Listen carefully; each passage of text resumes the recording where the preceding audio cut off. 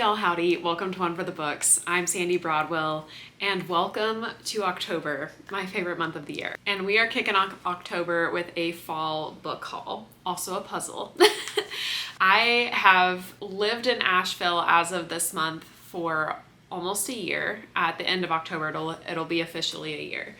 And there's still a couple of bookstores in Asheville that I haven't been to yet, which is quite shameful, I'm not gonna lie. I have been to multiple of them multiple times, but there's just a few that are not on like any of my regular pathways that I haven't made it to yet. So maybe I'll do a video soon where I'm like exploring all of Asheville's indie bookstores. There's a surprising number of them for how small of a town this is. But anywho, one of my favorites that I went to recently is Mr. K's Used Books. It's a huge used bookstore. It's fantastic. It's, I think, replacing what Half Price Books used to be when I lived in Lexington, but Half Price Books does not exist in North Carolina, unfortunately. So I found a local substitute, which is really, really nice. And on my most recent trip there, I bought 9 new books. I also swung by on the same outing my favorite local gardening store, and I got a puzzle, which I'm very excited about. Me and my brother have a kind of puzzle exchange going on. So I know this isn't very fall themed, it's very much more spring themed, but I just thought the birds on here were really cute and I love flowers. So I'm excited to tackle this and have a nice cozy puzzle to do. And speaking of cozy, let's dive into the books that I got during the haul.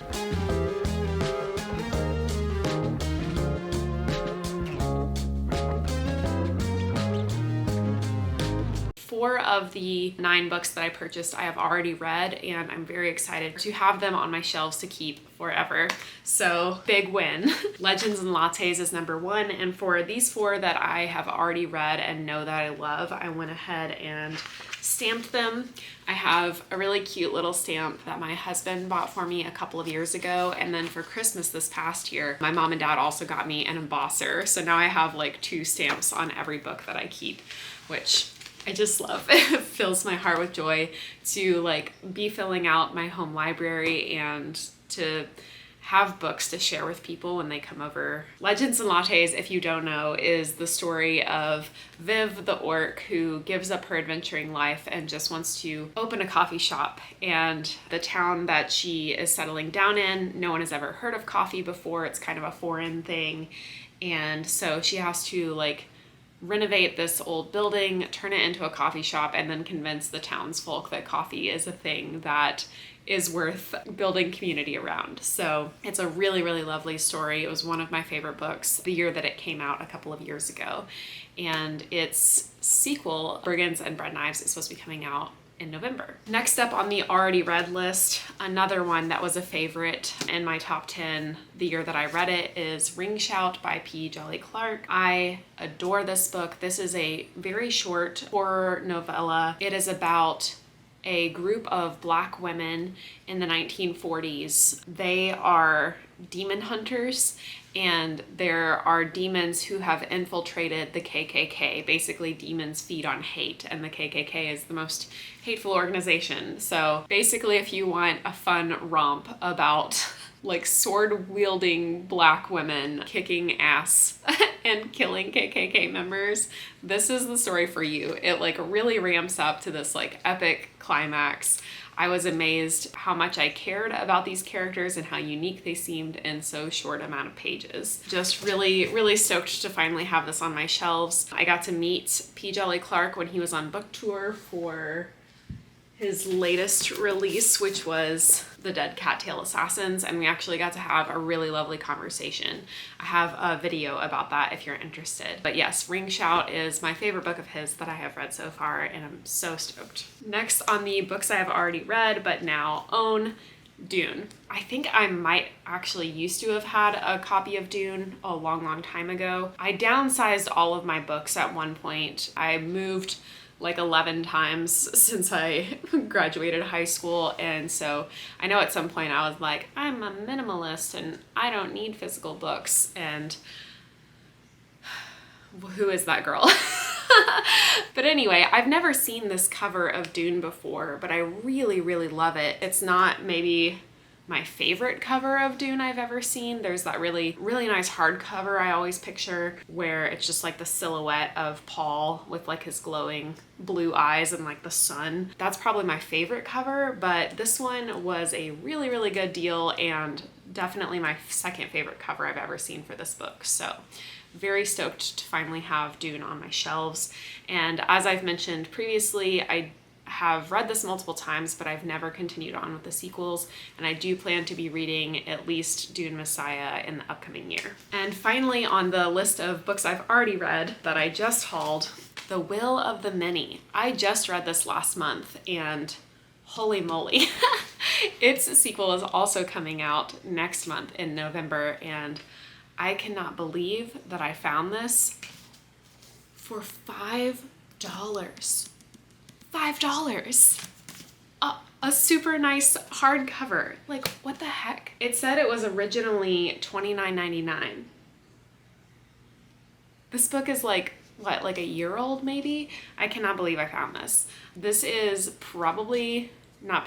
this is probably definitely going to be on my top 10 books of the year. I love it. I love it so much. The ending of this book had my jaw on the floor. So it's very much a kind of cliffhanger-y ending. So I'm very, very, very excited for the sequel to be coming out next month. This is the story of a young man named Viz. He was a prince in a very small kingdom that was taken over by basically the evil empire that is called the Hierarchy. And when the Hierarchy takes over his country, they kill the royal family. And so Viz escapes barely, but everyone assumes that he's dead. And so he spends the rest of his childhood in hiding. That took place when he was about 14. When the book starts, he is 17 years old. He's been living at an orphanage. And he is adopted by a senator from the Hierarchy, who of course doesn't know who he really is. But because he wants to send Viz to a really prestigious academy to find out what secrets they're hiding from the military. So there's lots of different factions at play in this book. Viz is pulled in a lot of different directions, and of course his own personal feelings about it are very different than what he portrays to the outside world. So there's just layers and layers of juicy goodness in here, and wow, I'm so stoked that I get to have it on my shelves now. So that's it for the 4 books that I've already read, and then I have my stack of 5 over here that I have not read yet that I'm very excited to check out sometime soon. First of those being The Age of Myth by Michael J. Sullivan. I've heard a lot of booktubers talk about this book over the years, and I have never read anything by Michael J. Sullivan. I know he's a pretty prolific author in the field, so excited to try out his writing. But this one is the start of a series about a world in which all of the people worship these gods, these like immortal beings, until suddenly one day one of them is killed and no one realized that they could be killed, and this proves of course that they're not actually gods, and it totally upends the entire society, leads to, I'm sure, epic things afoot. So that's all I know about it. I love the gigantic tree on the cover. These are like little people down here in the face of this giant tree. So I just feel like the epic proportions that are on display here, I hope are also within the book. Next, I have a sci-fi read called The Calculating Stars by Mary Robinette Kowal. I have listened to Mary on a writing podcast in the past, and she's just full of really great advice, and she seems like a very cool person. So I'm excited to pick up one of her books finally. And this is the start of a series that's like an alternate history. Basically, it sounds like there's a meteor that falls to Earth in the 1950s and wipes out like most of the east coast of the United States, and then spurs this huge climate cataclysm that is making the planet inhospitable. And so there's this huge ramp up in NASA to try and like figure out how to get out of here, I think. And so they end up hiring a bunch of women, of course, because they need more people involved in the space race. And like I said, an alternate history in which there's a bunch of women in NASA in the 1950s. So that's pretty much all I know about it, but I love stories about women fighting against the odds in a scientific field. I've read other books like that this year already, like Atmosphere by Taylor Jenkins Reid or Lessons in Chemistry by Bonnie Garmis. This reminds me a lot of a TV show, again, that I really liked called For All Mankind, which is on Apple TV or Apple Plus or whatever that streaming service is called. I didn't get to finish it, but I watched like 2 seasons of it, and it had a very similar premise, minus the meteorite, but just like following women who become astronauts in kind of an alternate history sort of way. So yeah, excited to give this one a go. Next, I have Kings of the Wild by Nicholas Eames. And I've heard this is a fun romp, kind of like this old like mercenary band getting back together for one last gig sort of thing. And the tagline on the front is literally, "The boys are back in town." So I think that is a good indicator of kind of the goofy, fun vibes that I can expect from this book. And I've kind of heard it's either like a love it or hate it sort of read, but I'm hoping that I'm really gonna love it. Second to last from the haul is The Girl with All the Gifts by M.R. Carey.